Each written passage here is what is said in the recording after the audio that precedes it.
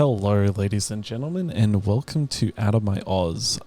It has been a while since I made a video. Obviously Christmas happened, all that. It's been hectic. There's been a lot going on in Australian politics. But today I want to talk about Angus Taylor's shadow cabinet. More specifically, my predictions on what his shadow cabinet is going to be. So if you don't know, Angus Taylor is now the new leader of the Liberal Party and leader of the opposition here in Australia.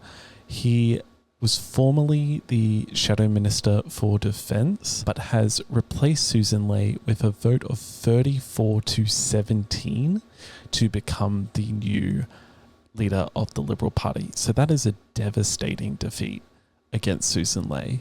But we're going to go through what I believe is going to be his shadow cabinet. I'm pretty much going to go in order of what I know is true to about like this may happen, I don't know sort of vibe. And throughout I'll pop on the screen people's names and things like that. So right off the bat, we know that Jane Hume is going to be in the shadow cabinet. She is the deputy leader of the Liberal Party and the deputy leader of the opposition currently, although the National Party is apparently going to be coming back. So Jane Hume is an Australian Liberal senator, and she has a big career in the past within the financial industry. Based on this, and based on the fact that Angus Taylor wants to be focusing on the government's economic policies and how it's been letting down people economic-wise and cost of living, housing, things like that. That's like pretty much one of his main objectives in shadow opposition, is going to probably put her as shadow treasurer. I wouldn't be surprised if we continue this trend of deputy leader basically being shadow treasurer. We had it with Ted O'Brien, and I think this is a pretty obvious choice to put Jane Hume back in shadow treasurer. Supposedly she knows what she's talking about. She worked for NAB. She worked on Australian Super. I mean, that's something that the government wants to change, like the Labor government wants to change that. So I wouldn't be surprised if they bring her as like a attack dog against this side of things. Another person I could potentially see being shadow treasurer could be Andrew Hastie. He does want an economic portfolio, but I'll go more into him later. My next prediction is one I'm fairly confident about, and that is that Ted O'Brien won't be in the shadow cabinet. This is like my hot take, and it's one I personally believe, but I believe they're going to argue that Ted O'Brien is too closely linked to Susan Ley.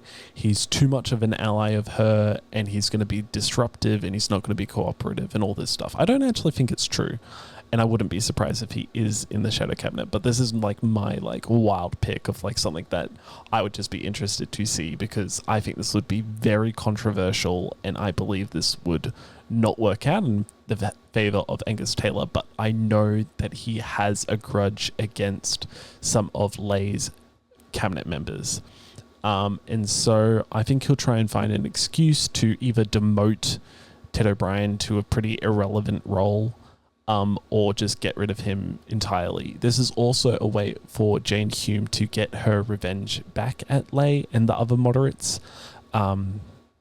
So yeah, I would not be surprised if Ted O'Brien is just completely gone from this cabinet. Next up, I'm going to talk about how, according to news.com, the Nationals will be back in the shadow cabinet. So back in their original roles, doing what they were doing before. All those that were fired will just go back to the front bench, being reinstated. So let's do a brief recap of these roles. David Littleproud will return as Shadow Minister for Agriculture. Bridget McKenzie will return as Shadow Minister for Infrastructure, Transport and Regional Development. Kevin Hogan would return as Shadow Minister for Trade, Investment and Tourism, as well as being Deputy Manager of Opposition Business. Darren Chester would return as Shadow Minister for Veteran Affairs. Ross Cadell would return as Shadow Ministers for Emergency Management, Water and Fisheries and Forestry. Susan McDonald would return as Shadow Ministers for Resources and Northern Australia. I'm currently only focusing on like the main front bench. I know there's like a little few extra roles. I know there's also the roles that like Jacinta Nijimba-Price, who I've heard is coming back. They're going back in their positions potentially or getting promoted. I'm not really focusing on that as much in this video because to me, I'm like, they're not the main interesting roles that really people focus on or talk about. To me, they're more like roles that people just do, you know, and to me, they're not as interesting to speculate on. So at the moment, let me look up exactly what it's called again, like what the specific roles are called. The Shadow Cabinet versus the Shadow Outer Ministry. So I'm focusing more so on the Cabinet rather than the Outer Ministry in this video. I'll do Outer Ministry tomorrow as well as Shadow Cabinet. So in this news.com article, there was also mentions of Jacinta Nijimba-Price and Andrew Hastie coming back to the Shadow Ministry. So I'll focus more so on the one I find interesting because I don't have as much for Jacinta Nijimba-Price. But Andrew Hastie, in my opinion, could return to being Shadow Minister for Home Affairs, but I predict in negotiations to make Angus Taylor Liberal leader, Hastie asked for a more lucrative and noticeable role. My guess is he would want to become Shadow Minister for Defence, which would now be vacant and non-controversial for Taylor to give since it was his own shadow position before taking the Liberal leadership. Shadow Minister for Foreign Affairs is another option that Hastie could be longing for as he aims to represent the broader interests of Australians on immigration and could be a hardline representative of Taylor's viewpoints towards tighter legislation if they feel Michaelia Cash isn't right enough on this issue. So like politically right enough. Although Hastie does have his eyes on a more economic portfolio, I personally feel this could negatively affect people's perceptions towards him. I haven't seen Andrew Hastie do any economics, and so if he does a bad job of it, this could destroy his potential as a Liberal leader. And I feel like currently it's like he's second in charge of being a Liberal leader, although this could also greatly benefit him. Jacinta Nijimba-Price will most likely be reinstated to her role as Shadow Minister for Defence, Industry and Personnel, although she could also be a contester for Shadow Home Affairs, replacing Andrew Hastie and John O'Dunniam in that position. However, Jonathan Dunniam, the current Home Affairs Minister, is unlikely to move from his current position, as not only is he a close ally of Angus Taylor, but also that of Andrew Hastie. If Hastie were to become Shadow Minister for Defence, I highly doubt that Dunniam would be downgraded. Speculatively, Dunniam could also be promoted to Shadow Minister for Defence, as he was a vocal supporter of rolling Susan Ley, although he did have Hastie in mind as his successor rather than Taylor. I don't see James Patterson's role shifting as he was aligned with Angus Taylor's rolling of Ley, so he would stay comfortably as Shadow Minister of Finance, Public Service and Government Service. Michaelia Cash will also most likely stay untouched as Minister for Foreign Affairs if it does not go to Hastie, highly unlikely as Hastie isn't in the Senate, and so he probably couldn't argue against Penny Wong, who is the Labour Minister for Foreign Affairs. Additionally, I've got a second article here from The Guardian, and according to The Guardian, Alex Hawke, Anne Ruston, Andrew Wallace and Paul Scar will be dropped from the Shadow Cabinet because of their relationship with Susan Ley and their alliance towards her. My predictions alongside this article and this the evidence this article gave me is that Dan Tehan is rumoured to become leader of opposition business, replacing Alex Hawke. This may mean he gets the Shadow Minister of Industry and Innovation in replacement for Energy and Emissions Reduction, which in my opinion is basically a non-role in the current coalition government, since they're no longer focusing on net zero and they're no longer focusing on like net zero before 2050 or net zero at all costs, as they like to say it. So I believe like whoever gets this role of energy and emissions reduction is pretty much a non-player or non-relevant, which I'll go into now. I would expect this energy and emissions reduction role to either go to a junior Liberal right, national right member, such as Simon Kennedy or Aaron Viola, that Angus believes he can groom to become a more prominent supporter in future.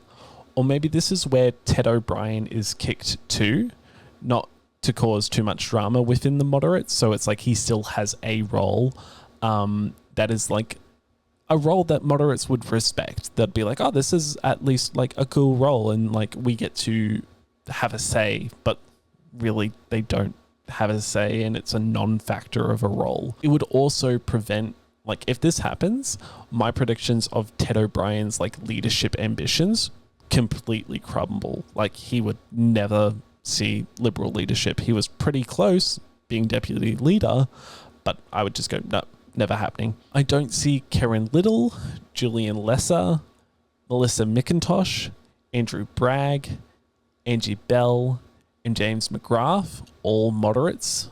Well, actually not all moderates, just different people. I don't see most of them moderates being changed out of their roles. Tim Wilson could also be an interesting one to watch, though, during this cabinet reshuffle, as he was the second biggest threat to Angus Taylor's leadership outside of Hastie, showing slight hints of a leadership aspirations during the spill saga. However, I currently believe he will hold his cabinet portfolio. I also believe he was the one abstination when the leadership vote between Taylor and Lay happened. And then for deputy, he voted with the right-leaning members to get rid of Ted O'Brien for Jane Hume.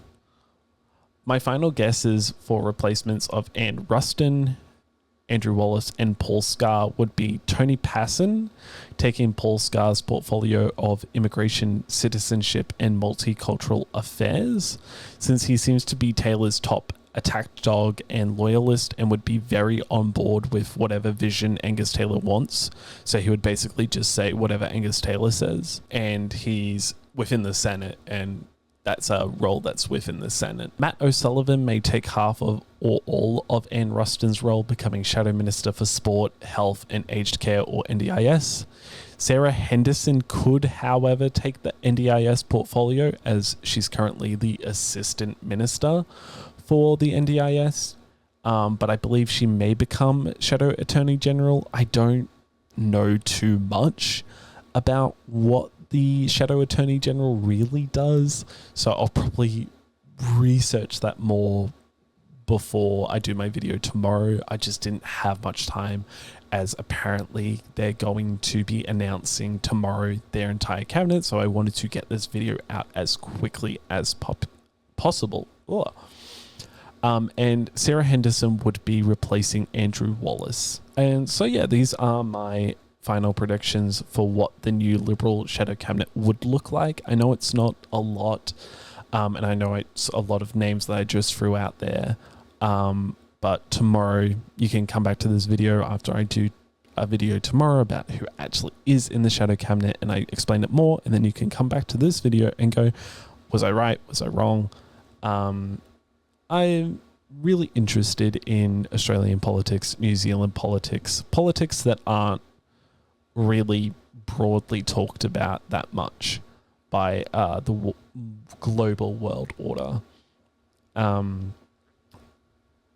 I'll make another video tomorrow discussing this shadow cabinet and discuss what each member brings to the table and what they'll pretty much be doing. So I'll see you all then.